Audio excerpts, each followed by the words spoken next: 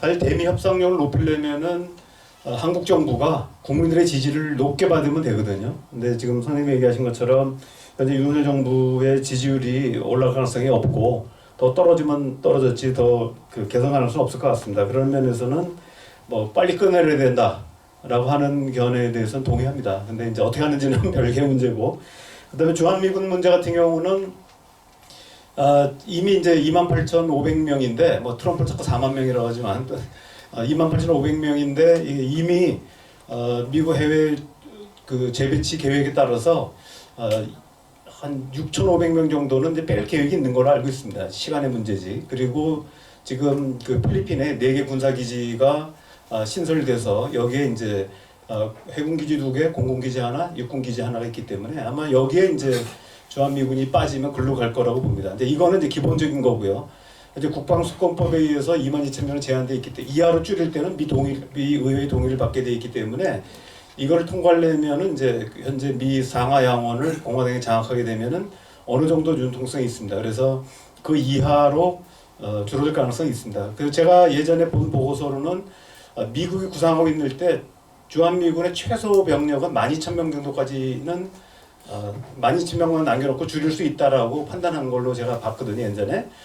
그래서 그 정도면은 이제 두 가지죠. 하나는 이제 북한에 대한 억제력, 또 중국에 대한 어떤 방어, 억제 이런 부분 정도로 12,000명이 된다고 보고, 현재 미국이 지금 고민하고 있는 거는 지금 해외에 이제 특히 중국을 포위하기 위해서 동남아나 인도양 지역에 많은 미군 병력이 필요한데 지금 병력을 뺄 때가 마땅치 않다는 거죠. 그런 면에서 본다면 가장 비효율적으로 주둔하고 있는 주한미군이 주된 대상이 될 수 있고, 항상 그래서 주한미군 문제가 거론되는데, 주일미군 같은 경우는 이미 전략적 기동군의 역할을 하고 있기 때문에 그건 더 이상 이제 거론이 안 되고, 주한미군은 그런 의미에서 본다면 최소 6,000여 명에서 최대 한 15,000명, 16,000명 정도까지는 조정 가능성이 있습니다. 그래서 우리가 이제 저는 기본적으로는 전작권을 빨리 가져와야 된다고 생각을 하고, 이 과정에서 주한미군 재조정이 필요하다고 봅니다. 주한미군이 22,000명까지 남아 있을 때는 얘네들이 전작권을 쉽게 안 넘길 거라고 보거든요. 근데 이제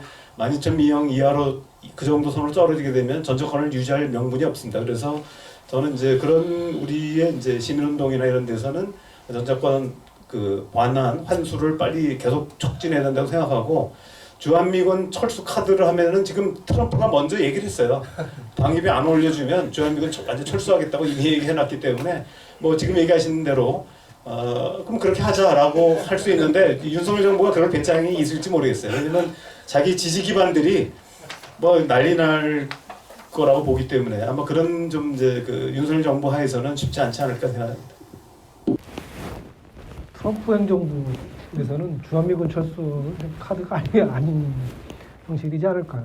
오히려 그거보다는 우리 국내 내부적으로는 우리도 핵을 가져야 된다라고 하는, 그게 여론적으로도 높고 어쨌든 대응 방안으로 학계에서도 지속적으로 나오는 얘기고 해서 주한미군 카드보다는 시대가 변해서 핵 보유로 가는 그런 부분일 그런 게 오히려 더 가능성 측면에서 이렇게 있지 않을까라고 봅니다. 근데 제가 이제 여러 가지 얘기들을 이렇게 들어보고 또 보고서를 쓰면서 들은 생각은, 이게 그냥 개인 학자로서 어떤 문제를 분석하고 이런 방향으로 가는 게 좋겠다라고 하는 것은 얼마든지 쉽게 얘기를 할 수가 있습니다. 그런데 이게 어떤 파장을 갖고 올 건가, 그리고 정말 현실적으로 가능성이 있느냐라고 하는 측면에서 보면 이제 고민이 되는 거죠. 그래서 이제 사실 대안을 얘기가 참 어렵다는 겁니다. 예를 들면 주한미군 철수라든지 뭐 아니면은 전작권 문제에 대해서도 저는 약간의 유보적인 생각을 갖고 있는데, 이런 문제들이 한국 사회에 가지고 오는 엄청난 파장을 우리가 감내할 수 있느냐라고 하는 겁니다. 그러니까 예를 들면 주한미군 철수 좋다. 그랬을 때 1인당 우리 국민 세금이 1년에 100만 원씩 더 많이 내야 된다라고 하는 만약에 환경이라면 국민들이 과연 그런 부분에 대해서 동의를 해줄 것인가라고 하는 거예요. 전자권 문제.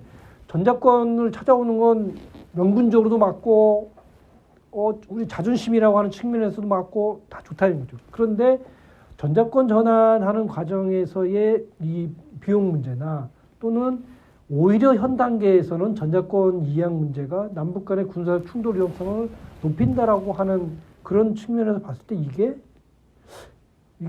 정말 맞는 방향인가라고 하는, 오히려 주한미군이 지금에 있어서의 그냥 한반도에서의 국전 충돌이라고 하는 측면 또는 우발적 충돌의 확산이라고 하는 측면을 막고 있는 측면이 더 유익한 측면은 없는가라고 하는 뭐 그런 여러 가지 복잡한 생각이 드는. 예, 뭐 한 가지 제가 한 가지만 부연 설명드리면 주한미군의 역할이 이제 이중 억제 기능이라고 얘기를 하거든요. 하나는 북한의 남침 도발을 억제하는 기능이 있는가 하면 한국의 이 군부 강경파들의 그 북진을 또 억제하는 효과가 있습니다. 그래서 실제로 옛날에 이제 연평도 포격 사건 났을 때 이명박 정부가 F-15 띄워가지고 그 이른바 원점 폭격하라고 띄우려고 했는데 유엔 사령부에서 제동을 걸어가지고 일단 공대공은 몰라도 공대지는 안 된다.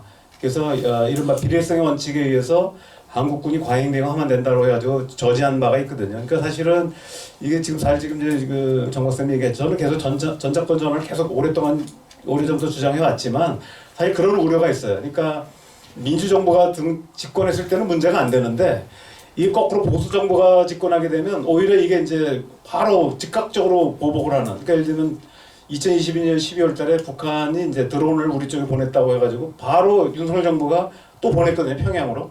평양이 이제 어쨌든 보냈단 말이죠. 그리고 지난번에는 또 이제 삐라폴린데 또 보내고 이런 어떤 그 보복의 악순환 가능성이 있는 건 사실입니다. 그래서 물론 이제 그렇다고 해서 하지 말자 이런 얘기는 전혀 아니고요. 그럼에도 불구하고 저는 이제 조심스럽지만 여러 가지 이제 안전장치를 만들어서라도 전자권을 가져와야 된다라고 얘기하고 있고, 또 전자권을 가져온다는 개념이 한미연합사를 해체하는 개념이 아니라 사실은 이제 사령관, 부사령관을 이제 교체해서 사령관은 한국군이 맡고 부사령관은 미군이 맡는 형태라고 해서 여러 가지 또 기형적이긴 합니다만은, 그래서 미국에서 통제하는 걸 이제 없애는 건 아닙니다. 그런 면에서 있긴 하지만 어쨌든 그런 여러 가지 부작용도 같이 고려해야 된다 이렇게 생각합니다.